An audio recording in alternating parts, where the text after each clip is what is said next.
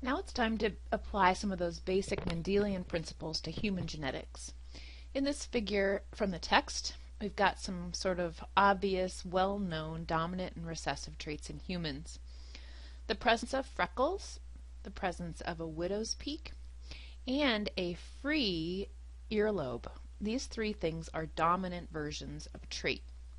The recessive traits are shown as well. These are three traits that are known to be controlled by a single gene and two basic alleles in the population, either dominant or recessive. And just like we talked about in pea plants, something like a straight hairline is only seen if an individual is homozygous recessive. Now, studying genetics in humans is tricky because we can't manipulate matings in humans, but it's very often studied using pedigree analysis. So, for example, we can determine that attached earlobes is recessive if we look at the inheritance pattern of these recessed earlobes through multiple generations. Notice in this part of the family that trait has actually skipped a generation. Recessive traits often skip generations because they're masked by a dominant allele. In this case, we have two grandparents that happen to be heterozygous and have free earlobes, but their children, among their children, they have two, even though the probability is really 1 out of 4, they have two that have attached earlobes. That is indicated by the shaded box. Shaded boxes or shaded circles indicate affected individuals. Circles are females and males are squares. Now, from this mating, we would predict 1 out of 4. They have 4 offspring. 2 of them, 1/2, are homozygous recessive. Each offspring has the same probability. So this first offspring had a 1 out of 4 probability of being homozygous recessive. However, they're showing the dominant trait, so they're either homozygous dominant or heterozygous. The second child as well had a 1 out of 4 chance, and sure enough did display the recessive phenotype, which is homozygous recessive or attached. Now in this generation, I've got parents that are homozygous recessive and heterozygous, and we predict that half of their offspring will be homozygous recessive or affected, and in this case the two offspring, one of them shows the phenotype, but they could have easily had a second child that does not show the phenotype. Now if two heterozygotes mate from these two families, they have a 1 out of 4 chance of having an individual who's homozygous recessive, and their first child did have the attached earlobes. So we can immediately assume this is recessive because of the fact that it skipped a generation.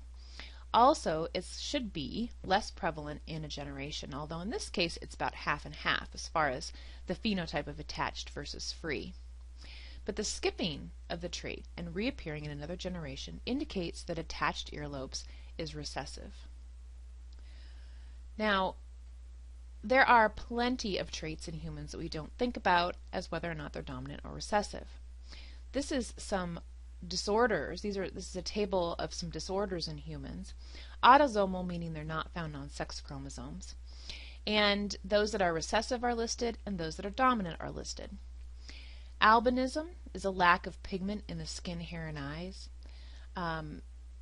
PKU is a disorder that many babies are tested for because it's fairly prevalent in the population. And it's an accumulation of an amino acid in the blood because it can't be metabolized properly, and it can be well treated. If it's not treated, then it leads to mental retardation and some lack of normal skin pigmentation.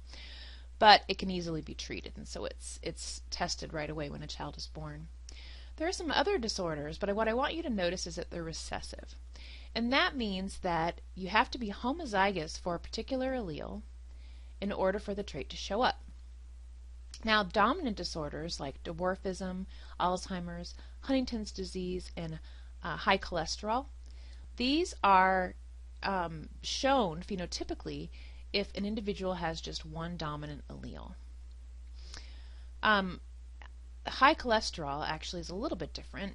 Somebody that's homozygous dominant has extremely high cholesterol and a very good chance of early onset of heart disease. Someone that's heterozygous actually has high cholesterol but a lower chance of heart disease. And of course, somebody that's homozygous recessive has normal levels of cholesterol in the blood. So these are all disorders that are known to be controlled by a single gene. And whether they're recessive or dominant depends on the function of the protein that's encoded by the allele. So as long as you have one normal allele, then you have some normal protein. That means you don't get this disease. However, if you're heterozygous, you're a carrier of the disease. Now, in the case of dominant disorders, if you have even one bad allele or one mutant allele that encodes a protein that would cause the disease, then you've got the disease. So if you're heterozygous, you're not just a carrier, you're actually affected by the disorder. Here's an example of a form of deafness in humans. Deafness can be either dominant or recessive depending on the gene that we're talking about, but one form of deafness is recessive. And in this case, we've got two normal parents. And remember that every parent gives one copy of the gene to the offspring. So these normal parents are both carriers of the deafness allele, and they have a 1 in 4 chance of producing an offspring that is deaf, based on the inheritance of deafness with this gene. This would be the case for any of these disorders that are recessive.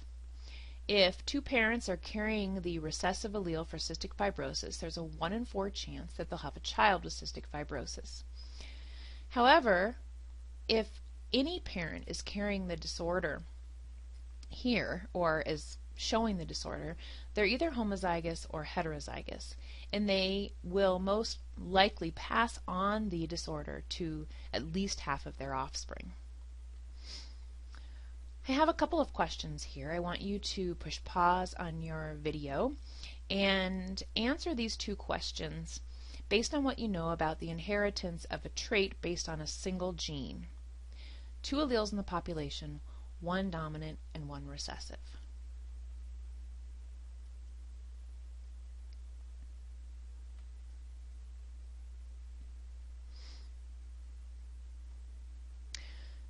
Man and a woman are both of normal pigmentation, but both have one parent who is albino, which is a recessive disorder. This means that both of these parents are heterozygous because they had to have gotten the recessive albino allele from one of their parents. So they are both heterozygous even though they show normal pigmentation. So the probability that their first child will be an albino is 1 out of 4. Now, a man is phenotypically normal but has a mother with PKU. He must be heterozygous then. What is the likelihood that a gamete chosen at random from him will carry the PKU allele? Now, I'm not asking a question that involves any kind of mating here. I'm just asking, in his gametes, what is the probability that you'll choose one carrying a recessive allele? If he's heterozygous, half of his gametes will have the normal allele, and half will have the PKU allele. So if we set up a Punnett square, half of his gametes would be normal, half would be carrying the recessive allele. Now, one more question for you, and this involves 2 traits. A man and a woman are both of normal pigmentation, but both have a parent who is albino, so they're both heterozygous for the gene. The man is a carrier of PKU, which means that he doesn't have it, but he's heterozygous, and the woman has it, and this is a recessive trait as well. What is the probability that their first child will be an albino and have PKU? Press pause and see if you can answer the question either using a Punnett square or the rules of probability.